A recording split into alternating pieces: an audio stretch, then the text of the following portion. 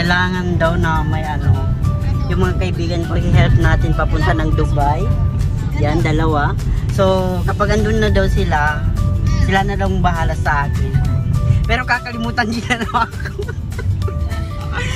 Sabi ko sa kanila, ngayon pala magkalimutan na tayo. Buhay talaga. Kuhaan ka ba nila? Send ka dito mo na. May day. Yes, may din natin yun. Yan, happy lang.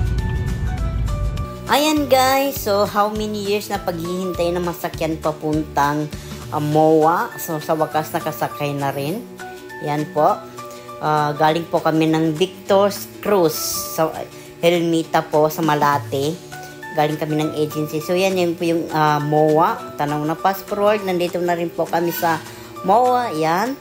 So naninibago talaga ako dito guys. Kasi sobrang ganda talaga ng MOA. How many months na po ako hindi nakapunta dito. So yan yung logo. So yan. Ano-ano pa tayo diyan. So nandito na kami. So malapit na kami pababa dyan. So yung kasama ko, ewan ko saan na ba. Baka nawala. So yan po guys. Yung kinuha ko na po yung gamit namin. Yung maleta namin na red. Nagiging ano ako dyan, Elena Mondragon. May bit na maleta na red.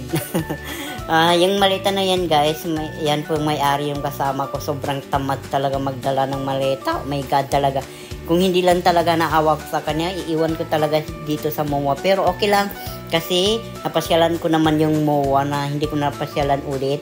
So yan guys, sobrang ganda talaga dito sa MOA. Kasi ramdam mo na talaga yung Pasko. Yung malapit na yung Pasko natin. Kasi ready to Pasko na talaga sila sa Christmas. Kasi meron na po silang mga ilaw. Yan, nakikita niyo yan sa background ko yan guys. Sobrang ganda no.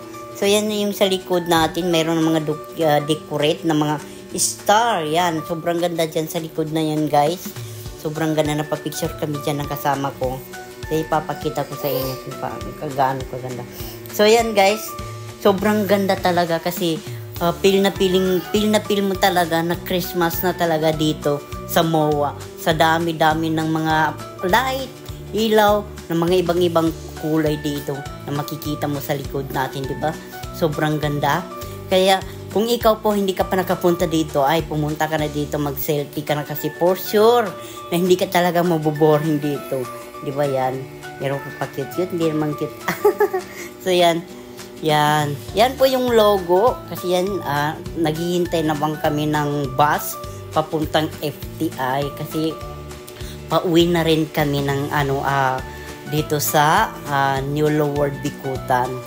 Ayan. Ihahatid ko muna yan kasama ko dun sa pinsan niya. Kaya may magsusundo sa kanya dyan sa may horde housing sa Taguig. So yan. So hanggang dito na lang. Thank you for watching guys.